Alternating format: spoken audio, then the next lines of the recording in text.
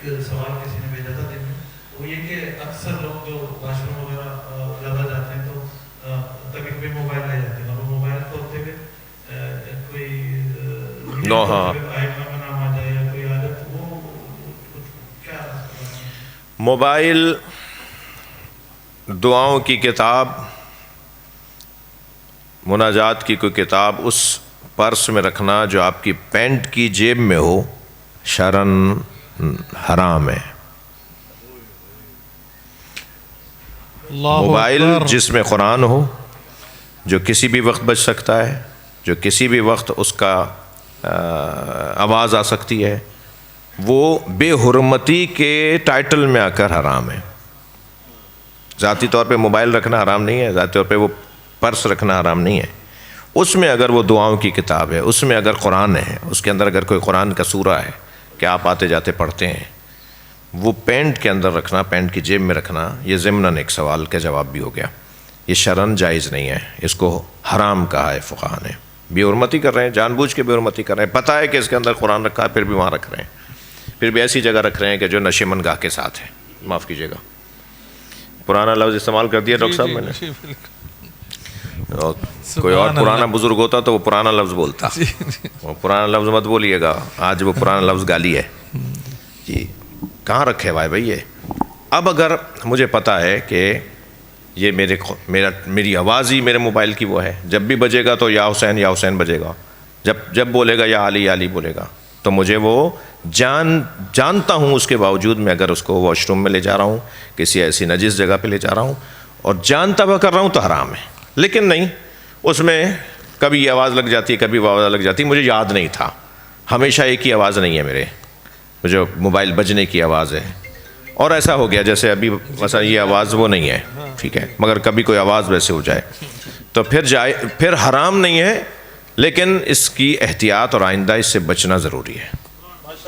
ماشاءاللہ جی، دعا فرما دیجیے۔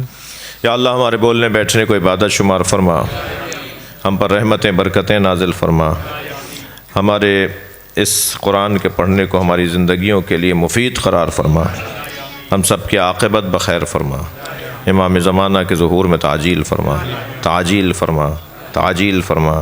گزارش کر رہا ہوں ایک سورہ فاتحہ پڑھ لیں، 3 مرتبہ سورہ اخلاص اس کے اندر شامل کر لیں، اول و آخر صلوات پڑھ لیجیے گا۔ مرحوم مغفور ناصر حسین رضوی، سیدہ ام البنین عابدی، علامہ طالب جوہری، علامہ رشید ترابی، علامہ ابن حسن جارجوی، مولانا سید محمد عون نقوی، مولانا محمد قاسم زیدی جن کا بھی میں نے نام لیا، سید جعفر علی رضوی، سیدہ ملیکہ خاتون، سید بشیر حسین، سیدہ زمرد النساء، سیدہ سلمہ خاتون زیدی، سید زوار حسین تقوی، سید نجم الحسن رضوی، سیدہ زوہا فاطمہ، گوہر فاطمہ، نثار حسین، نجم الاسلام رضوی، سید عابد حسین حاطف الوری، سیدہ لبنہ صالحہ تقوی، آپ سب کے مرحومین، میرے مرحومین، سب اس وقت ماہ مبارک میں ہماری طرف دیکھ رہے ہیں، ہمارے عزیز عالم برزخ سے۔